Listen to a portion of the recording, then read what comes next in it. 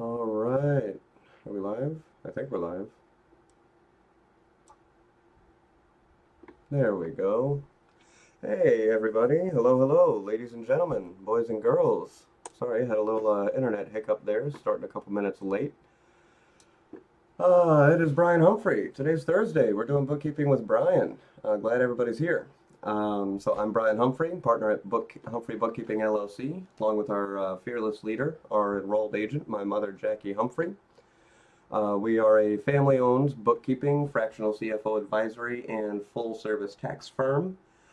We help businesses in all industries, but we do specialize in helping plumbing business owners and other trades gain more understanding and control of their finances to achieve their business goals.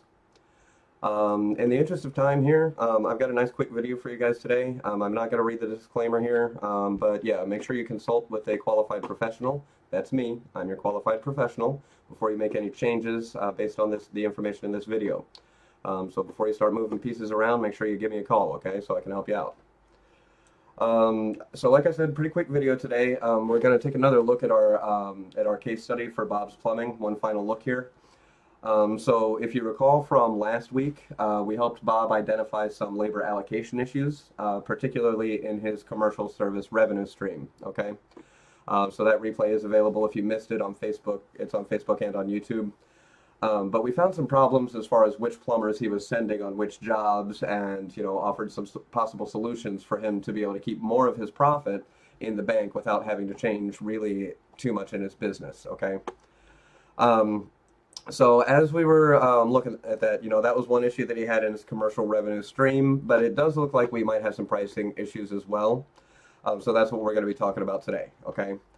Now, I'm not going to go through all the math of looking at all this information today because it does get kind of tedious. But what I do have here for you is, let me just pull this up here. So I've got a kind of a list of metrics and KPIs right here on the screen.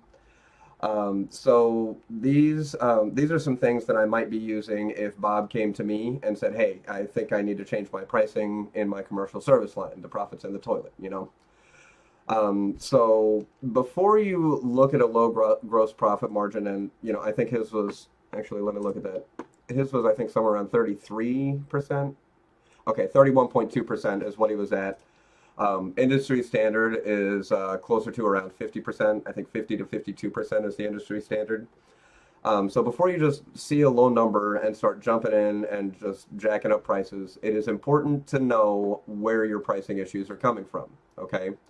It could be from material cost, it could be from labor cost, it could just be maybe there's a problem with the way that you're building your bids. So let's look at some different possibilities here. Because remember, we want to be making those data-driven decisions. We want to confirm the type and the size of the problem and the area, in which area of our business before we just start making changes willy-nilly, okay? So the first thing I'm going to do is I'm going to run a monthly commercial gross profit margin report, okay? So what I'm looking for here is consistency, right? So this is going to give me my profit margins for all of 2024 in the commercial service line. It's going to show me my profit margins from month to month. Looking for consistency. If our profit margins are consistently low and at a relatively consistent number, that could be an indication that maybe we do just need a raise in prices somewhere, just kind of across the board, really. Sometimes we find that we've done better in some months than others. Maybe there's a month or two. Maybe you're doing kind of okay, better than the total gross profit margin. Maybe you're doing okay most months, but there were a couple of months that were just abysmal, just completely low numbers, and that's what ruined everything for the year. Now, when this happens, obviously we have to look a little bit deeper into it. And a lot of times, well, not a lot of times, but sometimes you as the business owner, you can look at those months on that report and you'll just instantly know what happened. We had a big job. Maybe there was an accident, on a big commercial job in like an office building. Maybe your insurance didn't cover it for whatever reason. You had to pay for maybe damage to the building. Maybe you had to replace somebody's flooring or carpet or something like that.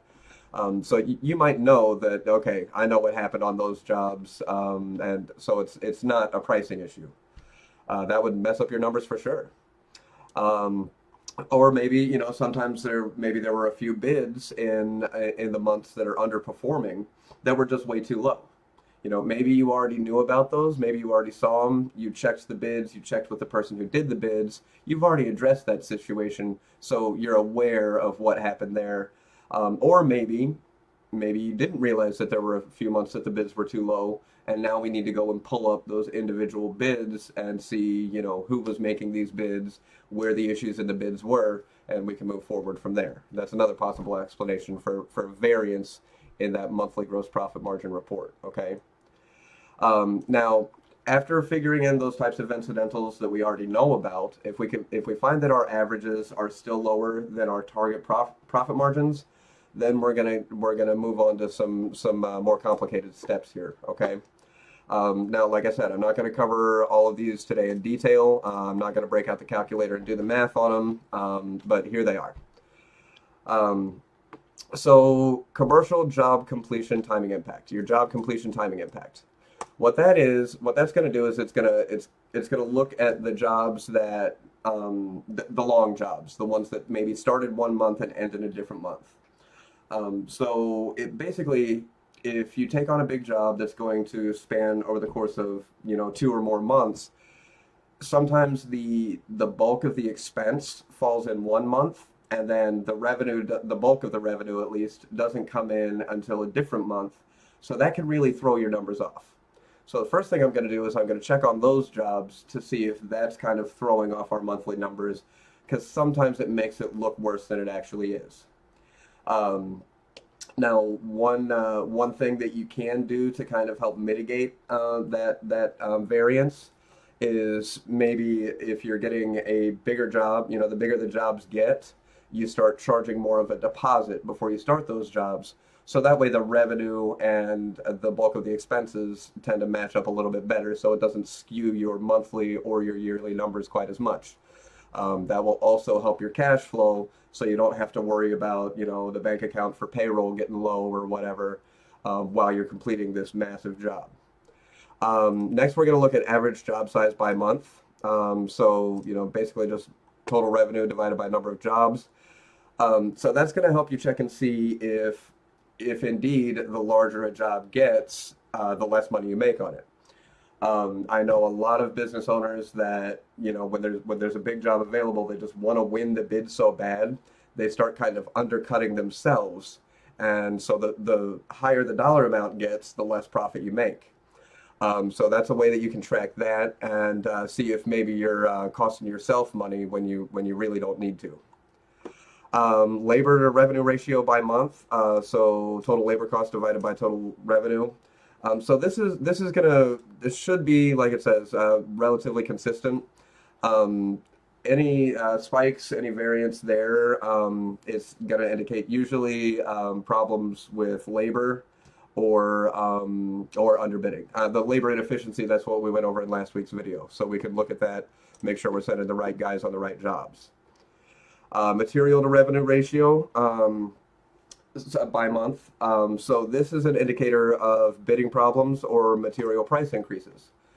So this is something that should be regularly monitored anyway. You should always be checking your, staying up to date with your suppliers and, their inventory lists and their pricing lists.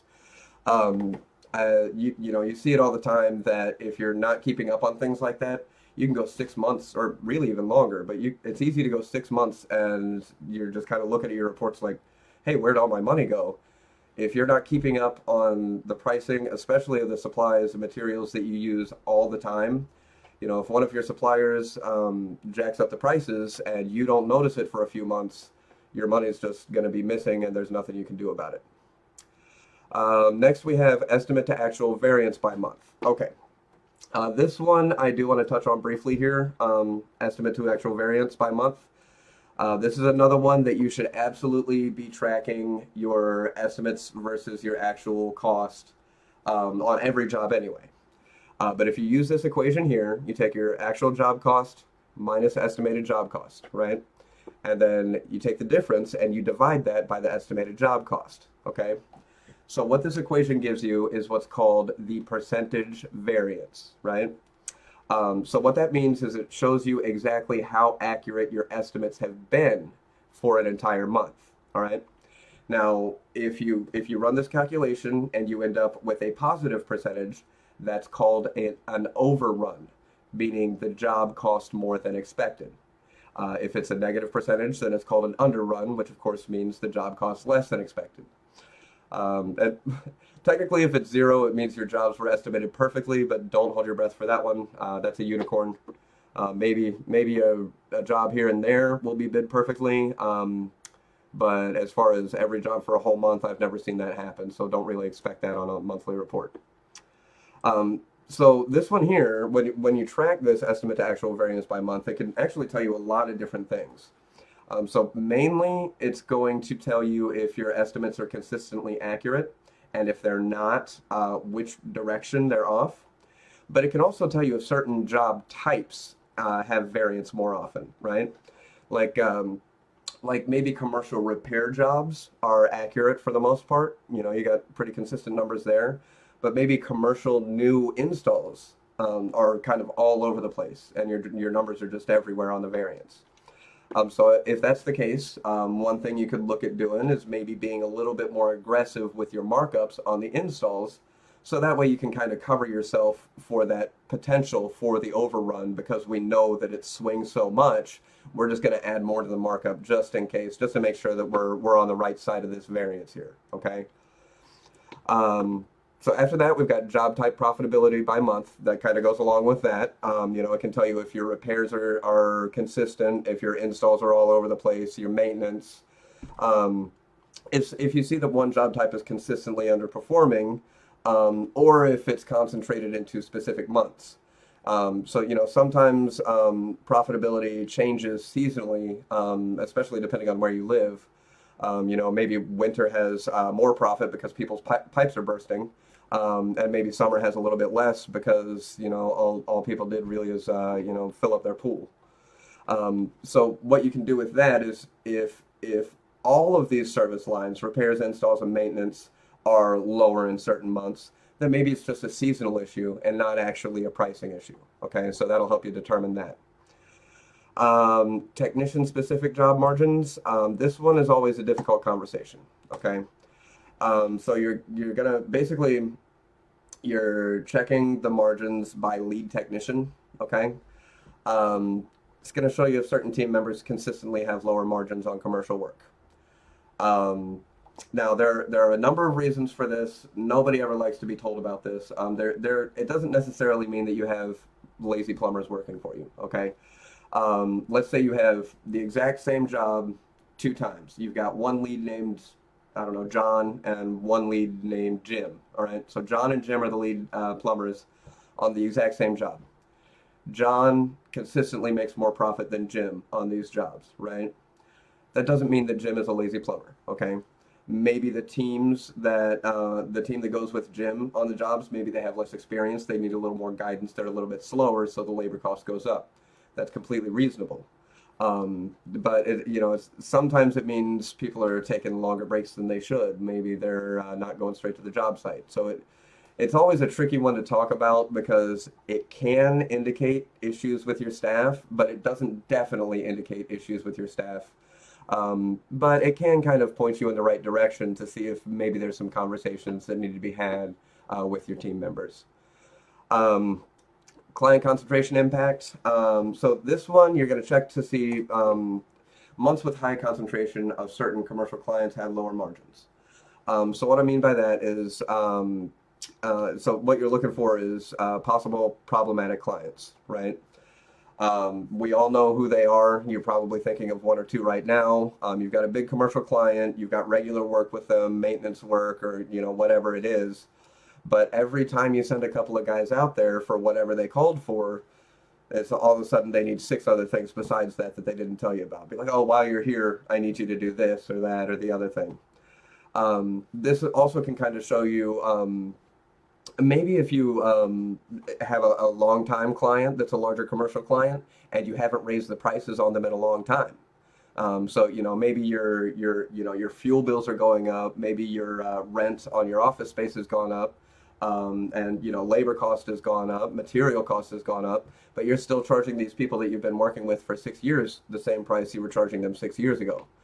So that's a good way to look at maybe if you need to do some pricing changes for a particular client that either is a problem client or a long-time client that just has not had pricing increased.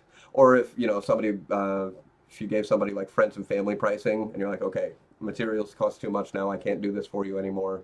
This is going to be the new pricing when we come to work for you. And then the last one here, emergency versus scheduled work ratio. That basically is just going to separate the emergency and scheduled work. That's basically just to make sure, you go through all the rest of this stuff to make sure your scheduled work pricing is correct. This is the one that will tell you, because everybody does markups, higher markups for like Sunday work and night emergency work and stuff like that. So that'll just separate out the emergency charges to make sure that you're charging the right amount on those. Okay. So these are just a few ways, really just to kind of nail down where your pricing and bidding issues might be. So that way you can really build your solution to the actual problem that you're having instead of just randomly raising prices that may or may not need raising, right? I see, kind of these like Facebook bookkeepers and stuff, or Facebook CFOs. I've seen it before. Sometimes they'll start working with a company, they'll look at a few reports, and they take kind of like a cookie cutter solution and just plug it into the business because, well, it worked for the last 3 or 4 people that I worked with. So the problem is they're using solutions, they're installing them into the company and hoping that the solution finds and fixes the problem instead of finding the problem and then custom building the solution to fix just the problem, right? So by doing all of this analysis, I can let Bob know exactly where his commercial pricing and or estimates are struggling. And, if I go through all of this, and then, I've got some other things too, if I go through all this stuff for him, he might be able to find like 1 to 2% gross profit margin increases in maybe 3 or 4 different small areas, okay? So that can easily translate into, $20,000, $30,000, $50,000, $70,000 in additional profit annually, right? Because if you think about it, I'll go back over to the profit and loss here. Look, if you look right here as commercial service for the year 2024, the total revenue was $945,800, okay? So that means every 1% margin improvement adds $9,458 to his bottom line. So if we know that we're running at 31.2% margin and our target is to get, I would probably set an initial target at like 43 to 45 just to get it up there. We're looking at, you target, let's say, a 12% increase. That's going to be tens of thousands of dollars. If you find 2% increase in one area, that's almost 20 grand. That's huge. It's massive. Every 1% he improves gains him almost $10,000. Okay? Massive change. So it's definitely worth looking at. Now, I know I do this all the time in every video, but I cannot stress this enough. All of this analysis, all of this work, all of these metrics to be able to track, and the key performance indicators, the KPIs, all of this depends on high quality bookkeeping and a solid chart of accounts. Okay, now I do not expect you as a business owner to know how to run these reports or track these metrics or analyze everything. That's what I'm here for. That's what I do. But we talk to people all the time that maybe you have an in-house bookkeeper, or if you've got a smaller business, maybe you do it yourself, or maybe you have a relative that does your bookkeeping for you, and maybe they don't know about all this stuff. Most bookkeepers, let me be clear, this is not bookkeeping work at all. This type of analysis, this is fractional CFO advisory work. And if your bookkeeper or your friend or your relative doesn't know about all of this stuff, then it's entirely possible that you could give me access to all of your books, all of your reports, and I won't be able to run some or possibly any of these types of reports for analysis.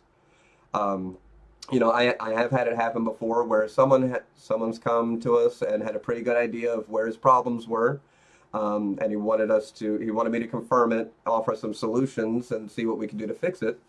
But I had to go back to him and say, hey, look, man, I know what you want from me, but with your chart of accounts in this state, I can't give you any hard numbers. Okay, we have to fix that first before I can start finding, hard data on the issues. Okay, so that's all I have for today. So again, if anyone has questions, comments, concerns, or criticisms, I welcome all of those things with open arms. Feel free to comment on the video. If you would prefer it to be private, you can send me a Facebook message or email me at info@humphreybookkeeping.com. As far as what's on tap, I have no idea what we're going to talk about next week. End of tax season has been an extremely busy week. I will try to let everyone know on social media once I get that figured out, at least the subject for next week's session. I, of course, have links to all of our social media and website and everything in the description of this video. And if you're ready to talk about how we can help you in your business, you can schedule a phone call or a Zoom meeting with us on our website, humphreybookkeeping.com. All right, that's all I got. Thanks again for joining me today, everybody. And have a great rest of your day, great rest of your week, and I will see everybody right back here next Thursday. Bye-bye.